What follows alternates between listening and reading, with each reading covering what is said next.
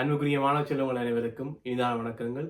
இக்காணொலியிலே நுண்ணறிவு சார்ந்த ஒரு வினாவும் அதற்கான விளக்கத்தையும் பார்க்க இருக்கின்றோம். அந்த வகையிலே வினாவை கவனித்துக் கொள்ளுங்கள். ஒரு மெழுகுவர்த்தி முழுமையாக எரிந்து முடிவதற்கு 5 நிமிடங்கள் எடுக்கும். முதலாவது மெழுகுவர்த்தி ஒளிர வைக்கப்பட்டு 2 நிமிடங்களின் பின்னர் இரண்டாவது மெழுகுவர்த்தி ஒளிர வைக்கப்பட்டது. இதே ஒழுங்கில் 8 மெழுகுவர்த்திகள் ஒளிர வைக்கப்பட்டால் அம்மெழுகுவர்த்திகள் முழுமையாக எரிந்து முடிவதற்கு எவ்வளவு நேரம் எடுக்கும்? இதுதான் வினா. இந்த முழுமையாக எரிந்து முடிவதற்கு எவ்வளவு நேரம் எடுக்கும்? எனவே தரப்பட்ட வினாவில் இருக்கக்கூடிய விடயங்களை முதலில் கவனித்துக் கொள்ளுங்கள். 8 மெழுகுவர்த்திகள், ஒரு மெழுகுவர்த்தி ஒளிர்வதற்கான நேரம் 5 நிமிடங்கள். 8 மெழுகுவர்த்திகள் மொத்தமாக இருக்கின்றன. ஒரு மெழுகுவர்த்தி ஒளிர்வதற்கான நேரம் 5 நிமிடங்கள். அதே நேரம் இன்னொரு விடயம் சொல்லப்பட்டிருக்கின்றது. ஒவ்வொரு மெழுகுவர்த்திகளும் ஒரே நேரம் ஒளிர வைக்கப்படவில்லை, ஒரே நேரத்திலே ஒளிர வைக்கப்படவில்லை. முதலாவது ஒளிர வைக்கப்பட்டு 2 நிமிடங்களின் பின்னர் இரண்டாவது மெழுகுவர்த்தி, அதிலிருந்து 2 நிமிடங்களின் பின்னர் மூன்றாவது மெழுகுவர்த்தி. இவ்வாறாக ஒழுங்குமுறையில் தான் 8 மெழுகுவர்த்திகளும் ஒளிர வைக்கப்பட்டுள்ளன. அதனை கவனத்தில் கொள்ளுங்கள். எனவே இங்கே கவனித்துக் கொள்ளுங்கள். முதலிலே இந்த படத்தினூடாக உங்களுக்கு இந்த வினாவை எவ்வாறு செய்வது என்பது தொடர்பாக முதலில் தெளிவாக விளங்கப்படுத்தி அதன் பின்னர் இலகுவான வழியிலே மிக விரைவாக இந்த வினாவுக்கு எவ்வாறு விடையை காண்பது என்பது தொடர்பாக கூறுகின்றேன். கவனித்துக் கொள்ளுங்கள். இதில் 8 மெழுகுவர்த்திகள் தரப்பட்டிருக்கின்றன. ஒவ்வொரு மெழுகுவர்த்திகளும் சிறிது நேர இடைவெளி, அதாவது 2 நிமிட நேர இடைவெளியில் தான் ஒளிர வைக்கப்படுகின்றன. எனவே முதலாவது மெழுகுவர்த்தி ஒளிர வைக்கப்பட்டு 2 நிமிடங்களின் பின்னர் தான் இரண்டாவது மெழுகுவர்த்தி ஒளிர வைக்கப்படுகின்றது.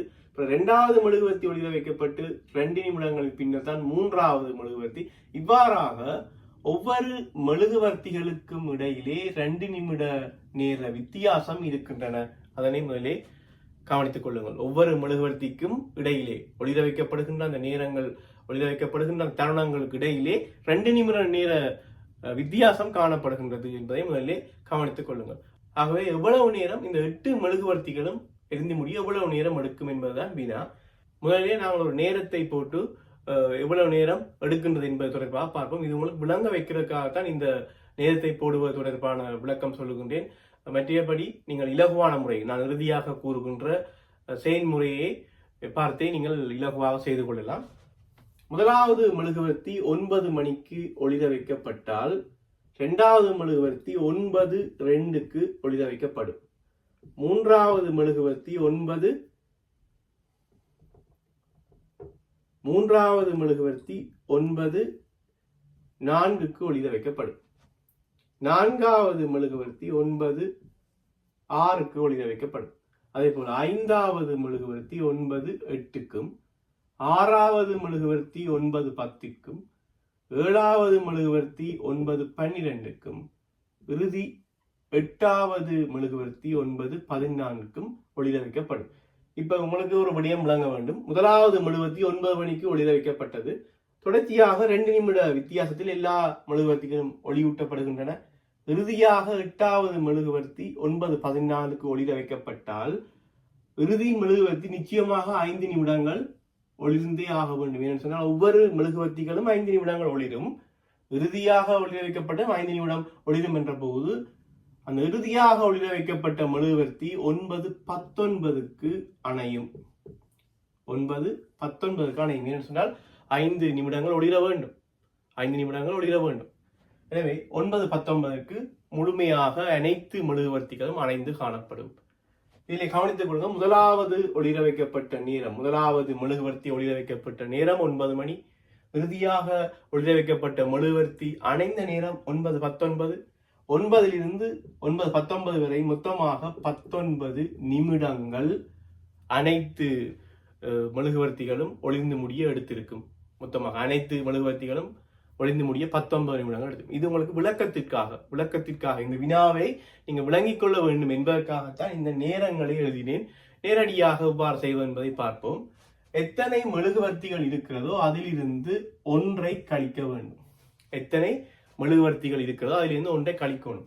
8லிருந்து ஒன்றை கழிக்கின்ற போது 7 கிடைக்கும். 7 என்பது இடைவெளி.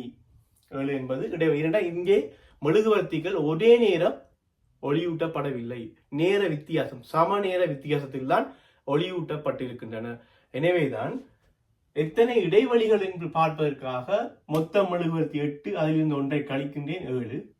ஒவ்வொரு இடைவெளிகளும் 2 நிமிடம் என்று சொன்னால் 7 2ஆல் பெருக்க வேண்டும் 14.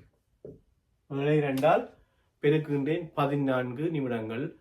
இதனோடு ஒரு மெழுகுவர்த்தி ஒளிருகின்ற நேரத்தை சேர்த்தால் போதும். 14 5 நிமிடங்கள். 5 நிமிடம் என்பது ஒரு மெழுகுவர்த்திக்கான நேரம். ஒரு மெழுகுவர்த்திக்கான நேரம் 5 நிமிடம். ஆகவே 14 5 சேர்க்கின்றேன் 19 நிமிடங்கள் என்று விடை கிடைக்கும். மொத்தமாக 8 மெழுகுவர்த்திகளும் ஒளிர்ந்து முடிவதற்கு 19 நிமிடங்கள் எடுக்கும். எனவே முதலில் நான் கூறிய விடயங்கள் இந்த நேரத்தோடு தொடர்படுத்தி உங்களுக்கு விளங்கப்படுத்திய அந்த விடயம், அதே போல இறுதியாக நான் கூறிய இந்த செயல்முறை, இலகுவான வழிமுறை இதுதான். எத்தனை மெழுகுவர்த்திகள் இருக்கிறதோ அதிலிருந்து ஒன்றை கழித்து இடைவெளி. இது எதற்கு பொருந்தும்னு சொன்னால், உங்களுக்கு இந்த வினாவை பார்க்கின்ற போதே தெரியும். கம்பங்கள் தூண்களோடு தொடர்புடைய வினாக்கள் நீங்கள் படித்திருப்பீர்கள். கம்பங்கள் தூண்கள் இடைவெளிகளை வைத்துக்கொண்டு தூரங்கள் காண்பது தொடர்பாக கற்றிருப்பீர்கள். அவ்வாறு நீங்கள் அந்த விடயம் உங்களுக்கு தெரியாமல் இருந்தால் நீங்கள் எமது யூடியூப் தளத்திலே பார்க்கலாம். ஏற்கனவே இந்த வினாவினுடைய அடிப்படை நுண்ணறிவு வினா பகிர்ந்திருக்கின்றேன். நீங்கள் பார்த்து இந்த விடயத்தையும் பார்க்கின்ற போது உங்களுக்கு அதனுடைய தொடர்பு விளங்கிக் கொள்ளக்கூடியதாக இருக்கு. அங்கே நீங்க கற்றுக்கொண்ட அந்த விடயத்தை இன்னொரு வினாவிலே பயன்படுத்தக்கூடியதாக இந்த வினா மாறி இருக்கின்றது. அவ்வளவுதான்.